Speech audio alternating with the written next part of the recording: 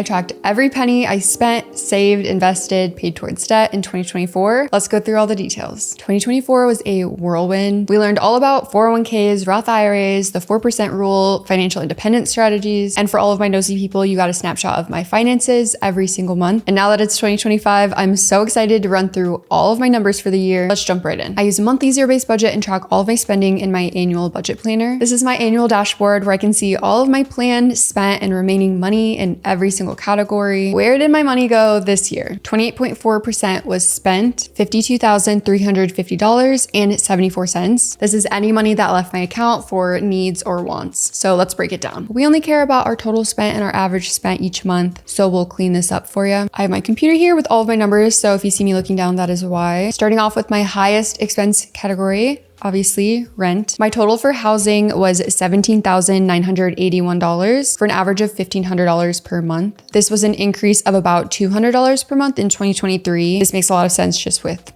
housing being expensive. Next, car gas. This one trips everyone up. I spent a total for the year $30.32. I work from home. I hate driving. If I can avoid it, I will. If we have to drive, we take my partner's car and he pays for gas. So then groceries, I spent $4,131 for an average of $344 per month. This is my spending. Me and my partner split our groceries 50-50. This honestly almost held steady from 2023. My total spent in 2023 was $4,077 for an average of $339 per month. Honestly, the thing that helped the most was doing more meal planning. And me and my partner started to get produce only on the same day we actually needed to cook the recipe. We found that we were buying a lot in bulk and then we would be lazy and not make the recipe for a few days and some of our produce would go bad and we'd have to repurchase it. And it just ended up creating a lot of waste in our time and our money and food. So only buying exactly what we need on that day has actually helped a lot. And I know this isn't realistic for a lot of people, but we live like a 10-minute walk from the grocery store and a 5-minute round trip bike. So that has been a positive change that we've made. Restaurants, I spent $850 for an average spent of $70 per month. This was reduced from 2023. I had spent $1,500 for an average of $127 per month. In 2023, we're definitely doing a lot more DoorDash, and we basically kicked the habit in 2024, which helped reduce our costs. Next, coffee. I spent $442 for an average of $36 per month. This was reduced from 2023. And a big reason here is me and my partner decided that he would pay for all of the coffee things. We do a lot of coffee from home, and I would pay for all of the cats' food, litter,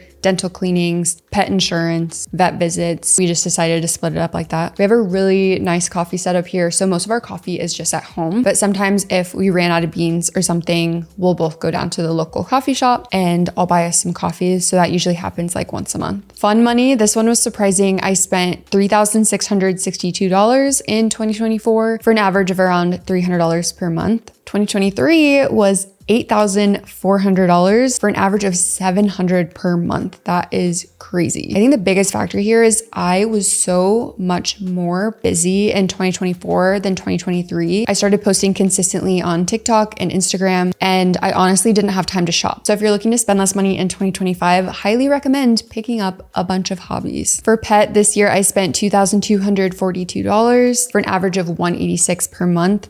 This was also reduced from 2023. I was experimenting with a lot of new foods for the cats and we kind of found what they really liked. So I think I just stopped wasting money on food they never ate, but I was able to donate all of that food to local shelters and foster kittens. So it wasn't a total waste. Clothes, I spent around $1,200 for an average of $100 per month. This was also reduced. I spent $2,000 in 2023. I definitely think staying busy is the secret. Then subscriptions and my phone bill was around $900. I started paying my phone bill through my business because I do everything on my phone. I don't know if that's the way you're supposed to do it, but getting into my sinking funds, I spent $4,444 on travel for an average of $370 per month. This was almost exactly the same as 2023. That is crazy. I haven't looked at these numbers yet, so that is really weird. We had a couple trips and 3 weddings in 2024. Health, I spent $415 for an average of $35 per month. This was around the same as 2023. I pay out of pocket for all of my health expenses so I can keep my money in my HSA invested and growing. Pet emergency was $964. Annual pet insurance for both of my cats, and they both got dental cleanings.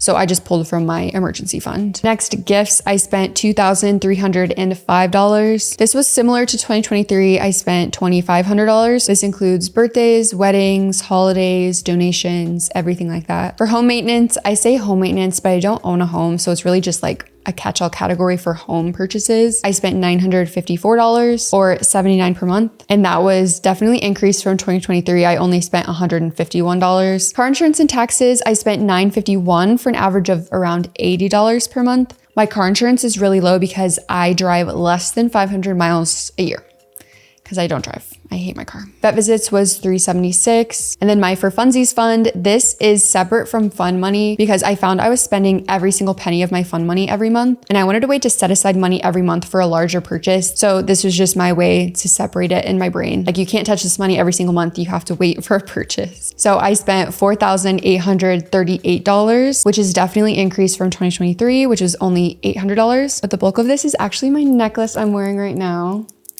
It's so cute. It's from DD Rose Jewelry. I wanted to give myself an end of year present because every penny I made on social media, I either invested into my taxable brokerage account or I donated it or I gave my partner a bonus for his help editing. And I didn't spend any of the money on myself. So I wanted to do one thing for myself this year. That is all of my spending. Now we'll move on to investments. I invested 43.6% of my income, which was $80,341.61. My number one goal this year was to max out all of my retirement accounts, which I did. I invested $23,000 into my 401k, $7,000 in my Roth IRA, and $4,150 in my HSA. And this also includes my 401k match. And then the rest of the money was invested in my taxable brokerage account. 11.2% of my income went towards debt. This is $20,666.18. I track all of my debt in my debt payoff tracker. I have 2 private loans and then I think it's 7 different federal loans, but I just grouped them into one to make it easier. So 100%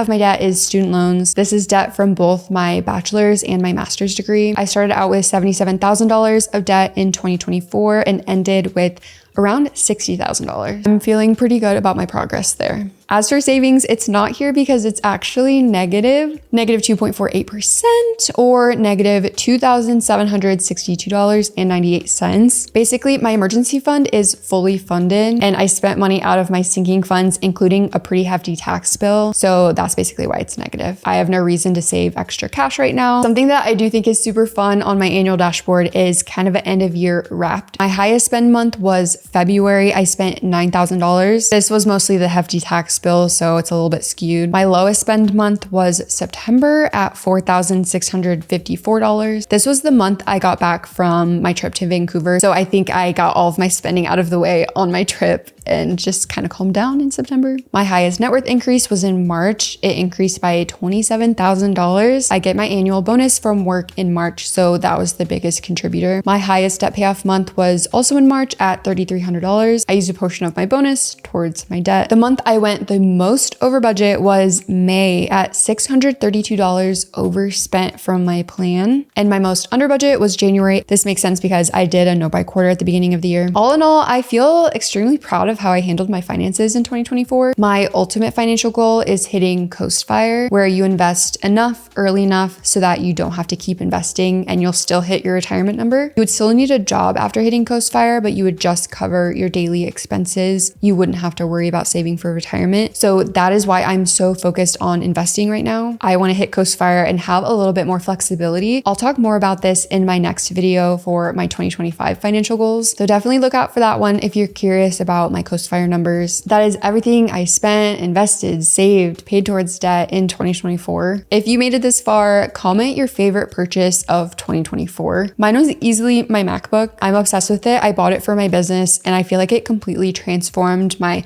productivity and my systems. It was so worth it. I bought a refurbished one on Apple.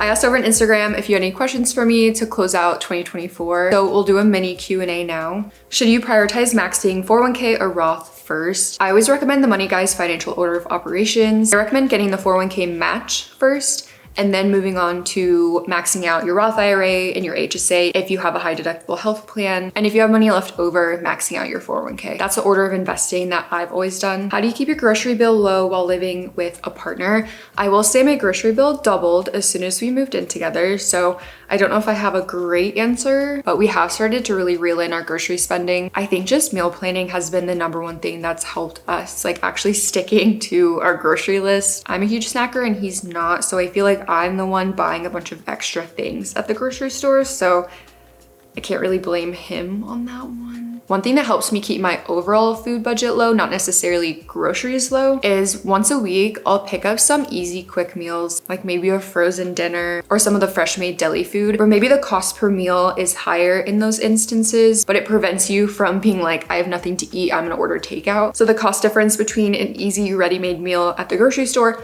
versus takeout is so much that I feel like it's worth picking up a couple extra things. Just, I know I'm gonna be lazy and I know I'm not gonna wanna cook a meal. So it's nice to have things already ready to go. That's super easy. Did you take an Excel class to learn how to use / create your template?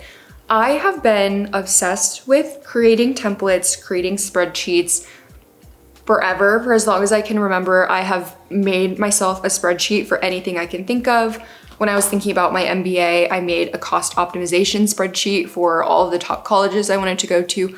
Like, we're deep into the Excel. I love Excel. I love data. Also, I've used Excel in every single job I've done in a lot of my classes in college as well. So I learned a lot there. And with my spreadsheet specifically, I kind of just brainstormed what I wanted it to look like. What are the things that I valued in a budgeting spreadsheet? And then just figured it out. I would just Google, ChatGPT, go on YouTube. I'm very much a go and find the information myself type of person. If I don't know how to do something, I'm gonna be researching it, I'm gonna learn, and we'll figure it out. How to decide between prioritizing debt payoff and saving / investing. For me, again, I like the Money Guys financial order of operations. When it comes specifically to debt payoff versus investing, for me, I go off the interest rate. If my debt is over 7% interest rate, I'm 100% focused on paying off my debt. The only exception is getting my 401k match. I'll still get my 401k match. But if my debt is under 4%, I just pay the minimum payment, and then any money that would go towards my debt, I invest it instead. And if it's between 4 and 7%, I'll make extra payments here and there, but I won't go crazy. But I really like having that established set of rules for myself. So I'm always confident on what to do with my money. There's no questioning, like, oh, maybe I should do this, maybe I should do that. It's like, no, I set rules for myself. I know exactly what I have to do, and then I do it. Your experience with paying a car loan off, if any. I did graduate with a $4,000 car loan. My paid off car was totaled in college and I had to buy a new car and get a loan, which sucked. But my interest rate was really low, it was 2%. But at the time, I hadn't learned that much about personal finance. And so I had the mindset of all debt is bad, just pay it off no matter what. Looking back, I think it was a good decision for me in that moment, because if I didn't pay off my car loan, I probably would have just spent the money on travel or something like that. But if that was me today and I had a 2% car loan, I would just pay the minimum payment and invest the extra. But I'm a lot more disciplined today than I was when I was 22. It's really just knowing yourself. Are you really gonna invest the money that you would have put towards debt, or would you just blow that money on something random? If so, just pay off your debt. How have you curbed impulse spending, struggling to stay on budget? This is a huge one. I was a huge overspender. I still kind of have the mindset of I'm gonna buy myself whatever I want, whenever I want, which is really terrible, and also why I'm doing a no buy quarter. I really wanna get out of that mindset. But the biggest thing that has helped me, and I already said it earlier in the video, is staying busy. Like, being bored will kill your budget more than anything. Pick up more hobbies, force yourself to put the phone down. I also think being petty helped me with my impulse spending. I don't want these rich people to get richer off my dollar.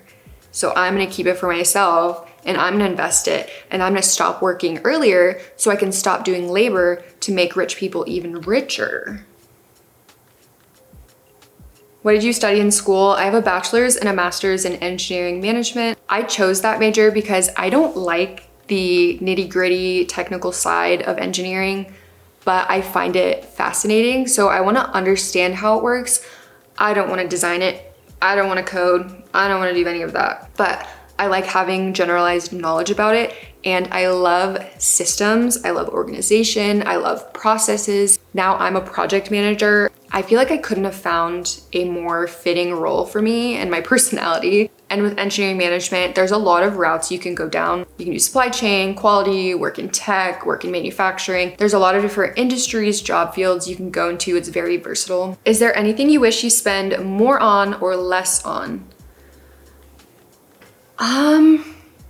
I feel very comfortable with what I spend my money on. I don't think there's an area I would spend less, but I definitely think I want to spend more on travel in the next couple of years. I'm really focused on my financial goals right now, so I'm willing to sacrifice another year or two of spending less on travel. That's definitely a category I want to spend more on and more freely, and not like penny pinching my travel. I want to be able to spend more extravagantly. How do you go about refunding your emergency fund after an unforeseen expense? I always remind people an emergency fund is for an emergency, and if you used it for an emergency, you should be proud of yourself for having that money saved in the first place. I haven't had to use my emergency fund in a few years, but if I had an unforeseen expense right now, depending on how much it was, I would build up to 1 month of expenses as fast as I could. I would put off my other financial goals to make sure I had at least 1 month. And then I would try to be a little bit more balanced with how much I'm putting towards my emergency fund. You rub off on your partner. Does he manage his finances well like you?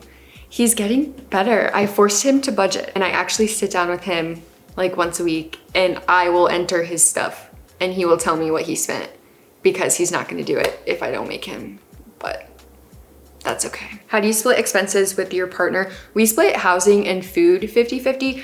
Everything else is vibe-based only. Like nothing is really set in stone either. We'll just have a conversation. I pay for everything for the cats, their food, litter, vet visits, dental cleanings, pet insurance. He will pay for the same for our dog. He will pay for all of the coffee stuff. He'll also pay for dates. I end up paying for a lot of things around the house. I'm trying to move away from bigger corporations, and a lot of the times those things are more expensive, and I'm not gonna ask him to split 50-50 just because I wanted to get bamboo toilet paper. Yeah, there's no hard and fast rules. Things can also change anytime. We're pretty open about talking about money. What percent of your paycheck do you contribute to your 401k monthly? So I'm doing 26% for the first quarter, and then I'm gonna bump it down to 6 to 7% for the rest of the year. What do you regret spending money on the most in 2024? I don't think there was a single thing that I can think of that I'm like, man, I wish I didn't spend that. I regret not spending money on another cat, but my partner won't let me get a cat unless we have a house, which is... What was the hardest spending category to lower? I think in years past, my fun money, random expenses has always been the hardest. But again, something about being busy all the time just made me spend way less money. So I think fun money in the past. That wraps up my entire 2024. Thank you so much for watching, and make sure to subscribe so I can see you in the next one.